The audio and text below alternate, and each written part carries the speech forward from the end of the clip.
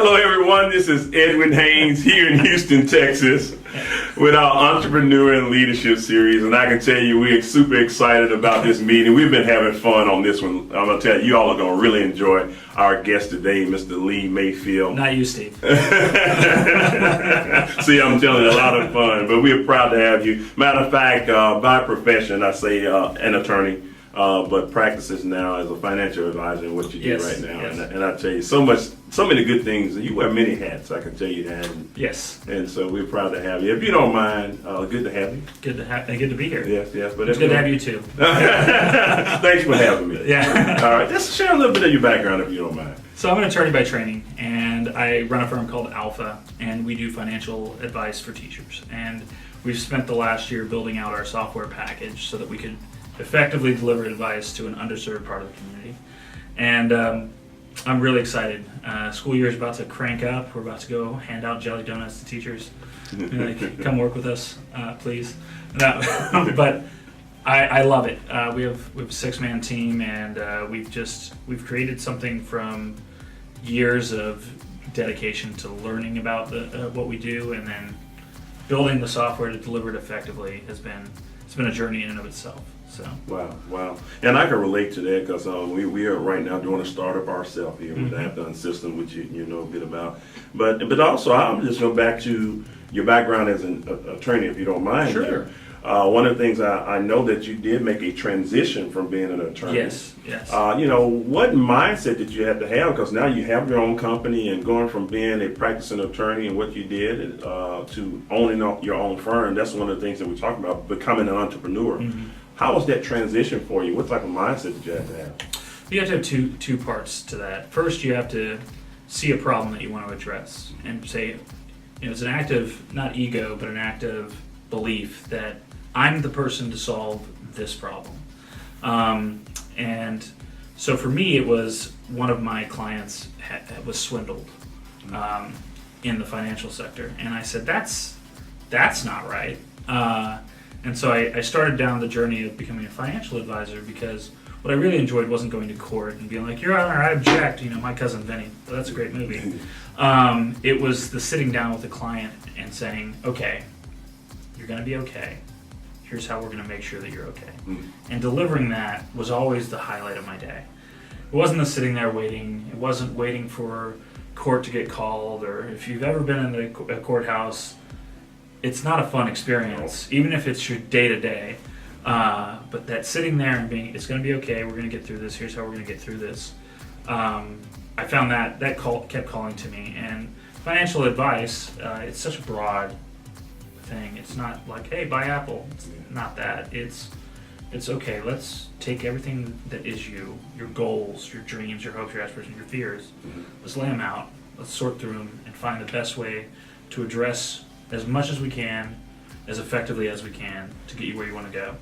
And that's a lot of face-to-face time, a lot of active listening, and a lot of just, you have to become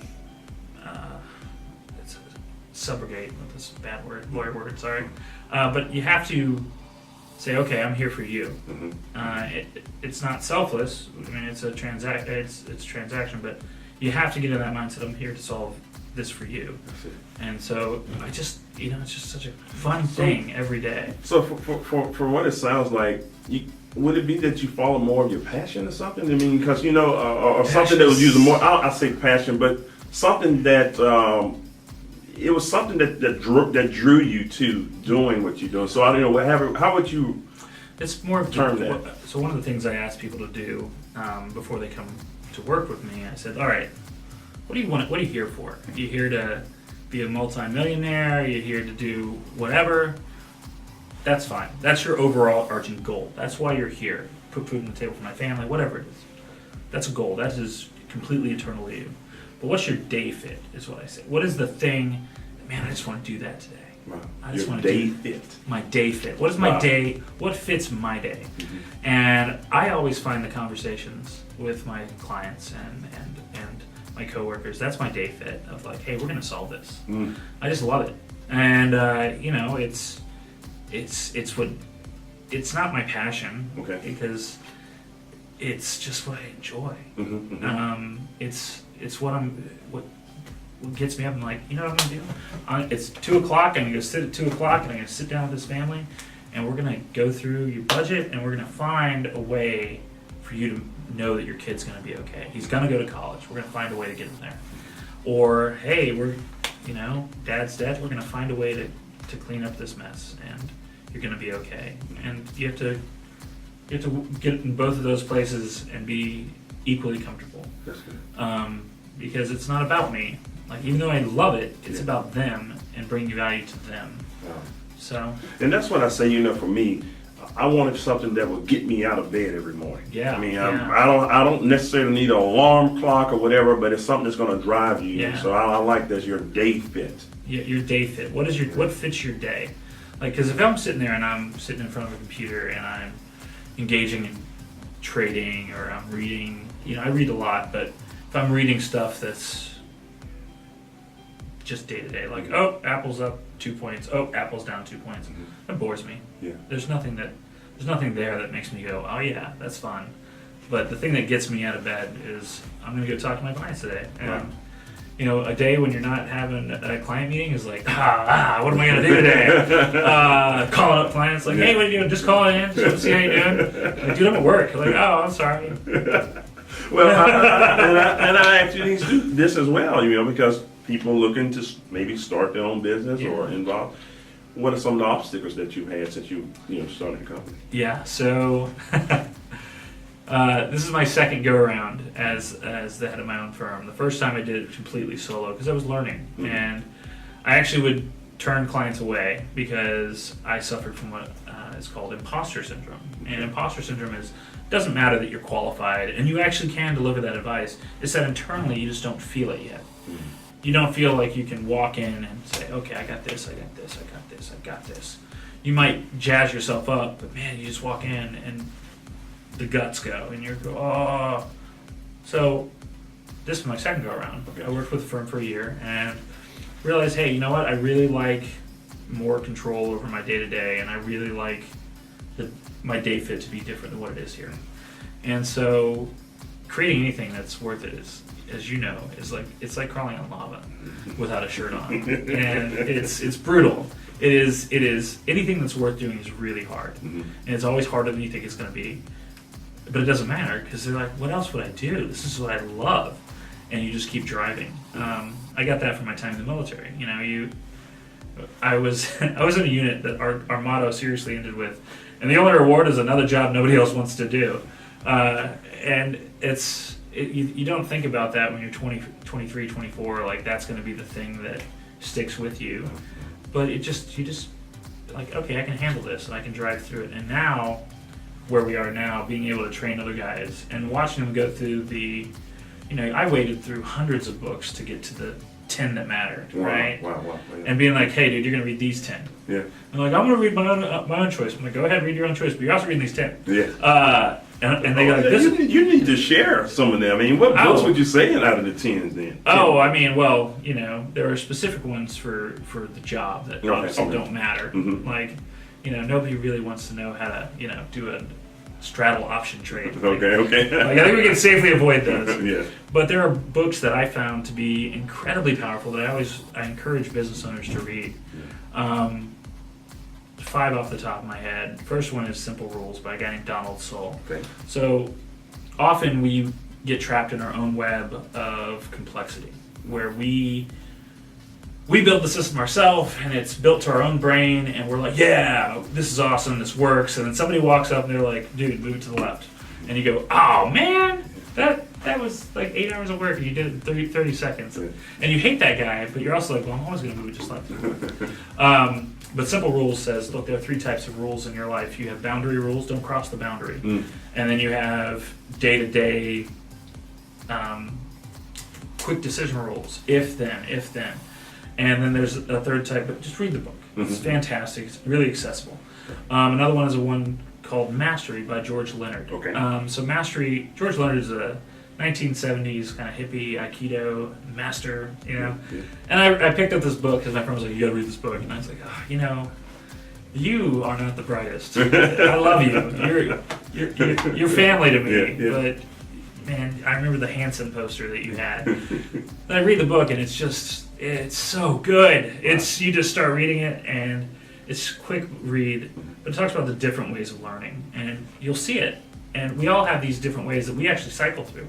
There's the hacker who's like, all right, I'm going to get this much knowledge, and I'm done. Like, I just need to get to here.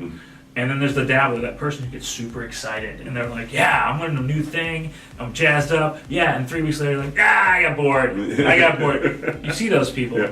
Well, mastery talks about, and it's I share it with all of my clients. I'm like, look, there's this thing called Mount Stupid. And it's a weird way of saying it, but as you start anything, you're like, this is easy. And you climb this peak of knowledge, and you're like, how do people struggle with this for months? Like, I've got this.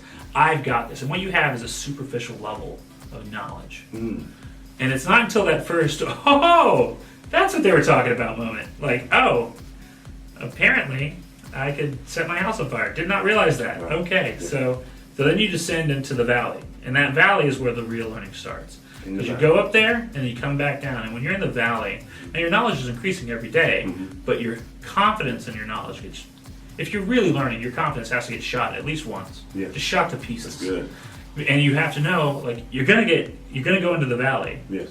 and then one day you stick your head above the water, and you go, okay, and then you really start to learn. Yeah. And as you get better and better and better at what you do, you realize the gulf between what is possible and what you really know increases the better you are. Oh, that's good. Because if you think that you have it figured out, odds are you don't. I mean, when it comes to making tortilla soup, I do. But like other foods, no, I can't make a pancake. I still don't understand how it's always syrup everywhere. It's just a disaster. Yeah. But mastery talks about that gulf between an acceptance of that gulf and understanding that that's okay. And I had to do that when I was getting over the imposter syndrome. And as a business owner, or as anybody following the steps of creation and trying to become not their better self, that sounds so horrible, but yes, becoming your better self. Finding that day fit, you have to embrace that uncertainty and know that it's okay. So let's say we've done simple rules, we've done mastery. Then you get, there's Warren Buffett's business partner, Charlie Munger. Yeah, Charlie. Oh, yeah. He has this fantastic speech. It's called The Psychology of Human Misjudgment. And it's 28 things that people do. And when you read them, you're like, I've done that. I've done that too. And you go through the thing, you're like, you can think all the times that you've made that mistake, and you're not conscious of it in the moment. It's just a fantastic speech that I encourage all business owners and all entrepreneurs and all creatives to embrace. I had two more. I have like 60 in my head right now. Yeah. So one of my personal favorite authors is this. He's an expert on the math of probability, named Nicholas Nassim Taleb. And you think probability math, that's so nobody wants to hear about like the odds. Well, if you like gambling, which a lot of people do and they don't know it, you should know probability. Blackjack is not your friend. So he has this book of aphorisms called The Bed of Procrustes. And it's about 4 years old. But it's just a book of little things you pick up. And there's a difference between people who talk, T-A-W-K, and people who have skin in the game. And this concept of skin in the game is very important. So if somebody doesn't have skin in the game and they're talking to you, they're just talking. They're talking. You don't want those people around you. And you need to be able to spot those people. Because sometimes they sound amazing. Sometimes you're like, that guy has got it. And then you go meet him and you're like, what? Yeah.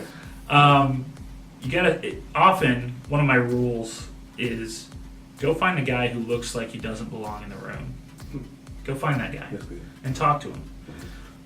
One of two things will happen. Either A, you're going to make his day or her day. I was sitting at a networking event. It's all these 20-year-old computer science, like, well, what you do with Python is, and just they're talking at people. And off to the side is this older gentleman, and he's got a schlubby suit on, and I walk over to him and say, "Hi, I'm Lee. Nice to meet you." And turns out he's a doctor and he's a big investor, and he's an introvert. So he's wants to see what he can do, is kind of dipping his toe in the water, but then he's in the out group. And so you got to bring those people in. Next time you're at a networking event, don't be the guy who goes, "Hi, I'm Chad. Hi, I'm Chad. Hi, I'm Chad." The robo networker, because nobody likes that guy. Be the guy who sits in one spot and says, "Hi, nice to meet you. Tell me about yourself." Because people love talking about themselves, as you've noticed with me. So in other words, the listener. The listen, to actively listen. Yeah. And, sometimes you need to listen for like 2 minutes. But nope, I made a mistake. Right, I made a horrible mistake. Yeah. Oh my God, I'm stuck with this person. How do I get out of this? That happens. It's okay. Every time I do an interview, I get around to something similar in terms of networking. Yeah. And I'm going to ask you that since you brought it up. How important is it to network and to get out about your business and what you do? Do you? Man, I tell you, networking is the lifeblood of your business. I have built the world's greatest X. It is a business card holder. It is the best business card holder. You can put your business cards in it. Did you know that? Nobody has done this before. You see this with Business Owners Law. And they talk about how wonderful the features of their product are. Great. And one of my 4 favorite questions are and, so, what? And you ask it all once. So business owners don't realize nobody loves your baby like you do. It's like the people who show you the picture of their newborn. Unless it's really ugly or really pretty. It's just a newborn to me. I can't tell the difference. I don't have kids.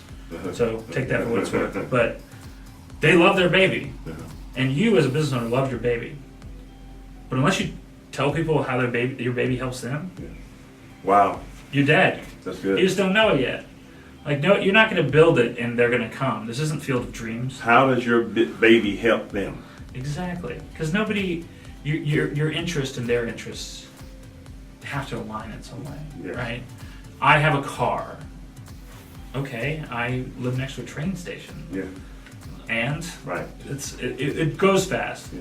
Dude, the grocery store's across the street. You got to visit your mom, right? I take a plane, and there's Uber. Wow. Yeah, but I want to do home improvement. You can load supplies in your car, though, and my car could do it for you. And business owners who don't network, you see it. They internalize their product to the point where they think, man, it's so good. If people would only just realize how good it is. Yeah. And so what? Like, show me how it affects my clients. Like, I'll spend the money to save money for my clients. I'll spend the money to save money, time for myself. Because you only have 4 things. You have time, energy, money, and skill. That's all you have, right? And you got to decide which of those you're going to spend today. And when I get a business owner and they're sitting there and they're usually they just start to feel the failure. Well, embrace the paradox, right? You got to believe that it's going to happen, and you got to realize that you're not going to get home for Christmas. It's the Stockdale paradox. So James Stockdale was an admiral, and he was a POW, the longest POW in Vietnam, and he ran for vice president with Ross Perot in '92, but for I think it was 13 years, 12 or 13 years, he's a prisoner of war. And he talks about it's called the Stockdale paradox, because he says, every year, as new guys would come into the camps, they'd be like, we're going to get home for Christmas. We're going to get home for Christmas. And every year I believe we're going to get home for Christmas. But I also knew that whether we got home for Christmas or not, it was my responsibility, because he was the highest ranking POW and the longest serving POW. Every year, I knew I had to keep them going if we didn't get home for Christmas. And as a business owner, you have to embrace the Stockdale paradox, because getting home to Christmas is selling your product and making that dream come true. You got to believe that you're going to make it, but you got to do the work. And if you're a natural introvert, hand out 10 business cards today. And if you're a natural extrovert, focus on the business. Stop talking about all this other stuff. How else are you going to get business? Because nobody cares about your business as much as you do, right? And so we're here to talk about negotiations. So. And I knew we are definitely going to have you back, because you're so full of knowledge. And I know, and I appreciate that. As a matter of fact, I'm going to be going to one of your talks on tomorrow. As a matter of fact, I know you're going to be holding one on negotiation. On negotiation. Yeah, and we do a brief thing here, and as we're closing out here, and since that's what you are going to be teaching. I mean, that people often have to negotiate something in their life, right? Especially in business. Just a little bit of what your thoughts are on in terms of negotiation. So there's a distinct thing about negotiation is that negotiation is not haggling. Haggling is a form of negotiation, but usually you're talking past the person you're negotiating with. Yeah. I'll give you $5 for this water. I want 7. Yeah. $6.50. Yeah. You know, wait, no, $5.50. $5.50. Yeah. So that's haggling. That's not negotiation. That's what everybody hates. Like, it's so painful. Why? Because you're spending energy on something, whatever. If you're a business owner, there are 3 things you need to keep in mind. Number 1, set a threshold. If it's gonna take me 6 hours to save $40 for my business, unless that's my last $40, no, I'm not doing it. I'm not doing that. That's a waste of everybody's. It's a waste of my money because my time's worth $200 an hour, $300 an hour, and I'm gonna go spend 3 hours for $40? Yeah. No, set a threshold. You get these guys. There's an engineer. I was listening to his talk. There was a thing, and he's like, I call every discount tire and I get the best price. And so I asked him, I said, what'd you save on your tires? $7 a tire. So $28. How many hours did you spend? I was like, because you called, and you never get the guy that you want to talk to first. Yes. You always have to talk to like Jeff, and Jeff's like, dude, what? What's the best price? I don't know. Oh. And then he puts you in touch with the store manager. So that time is a cost. And so he ended up spending, he's like, bro, like 7 hours. I was like, so you're telling me your time is worth $4 an hour. Oh, wow. You're not even the minimum wage worker. Yeah. And you run a multi-million-dollar contracting company. Yeah. Well, but I got a better deal. I'm like, so? Yeah. What's your point? But you reduce yourself down to $4 an hour. Exactly. Yeah. So set a threshold. Don't negotiate below your threshold. It's just not worth it. That doesn't mean just like spend whatever. When it comes to operational expenses, like reams of paper, like no, go get the best deal because it's gonna be $1,000 a month if you're in a large enough, like a law firm. You go get a good deal because that has an impact on your bottom line. And when it comes to like strategic costs, like if you're spending money to grow your business, you spend until the last marginal dollar. Hey, $15,000, you'll get $30,000 of business. Do you take it? Absolutely, absolutely. $15,000, get $15,000 and 1. Oh, yeah. Different equation. A lot of business owners I see they won't engage in that mindset. They try and penny pinch everything. You got to spend money to grow your business. Yeah. Like you just do. And Uncle Sam pays half of it, so don't be cheap. Yeah. Be considerate. So set a threshold. Negotiate where it makes sense, which is on strategic costs. Okay. So you want to play your suppliers off each other, but if you have a brilliant creative who's going to help craft your marketing message over a course of years, you can pay up. Okay. Pay up. Because what you save and the ability to move at the speed of mind meld, you know what I'm trying to get at. Yes. It saves you so much money than dropping their fee by $2,500, $3,000. Just pay it. Pay it to work with the best. Wow.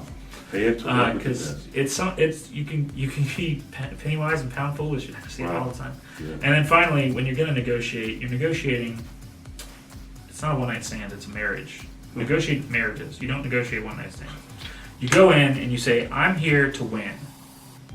I'm here to win consistently. And for me to win consistently, I know you need to win. Win. Now, if we both have directly aligned interests, like I need X and you need X, and they're the same thing, one of us has to have it, okay, odds are you're not going to get a deal. But very rarely is it like this. Often, it's like the continental plates. You can find that deal that overlaps. Wow. But if you get hung up on the position that you're taking, like, no, I'm not going to pay that extra $2,500, and they're like, okay, well, I'm going to go take another deal somewhere else, man. And now you got to go spend $2,500 in time to find that person you have a mind meld with. Find the deal that works for both parties. Yes. And whenever you have a deal and you realize that the other side is not winning, you're on temporary footing. You're on quicksand. You don't know it yet. Find that deal that works, and if you realize that you've taken 99% of the profits of a deal, because you're working with somebody new out of college, right? They don't know, Mhm. and you take advantage of them, and you realize after the fact, like, this person did so much better work for me. I want them to stay around. They're like, hey, I gotta go take a job, man. I didn't make it. Right. Like, okay, hold on. Let me find you some clients because I need you to stay in business because you make my business work better. Make those deals. Wow.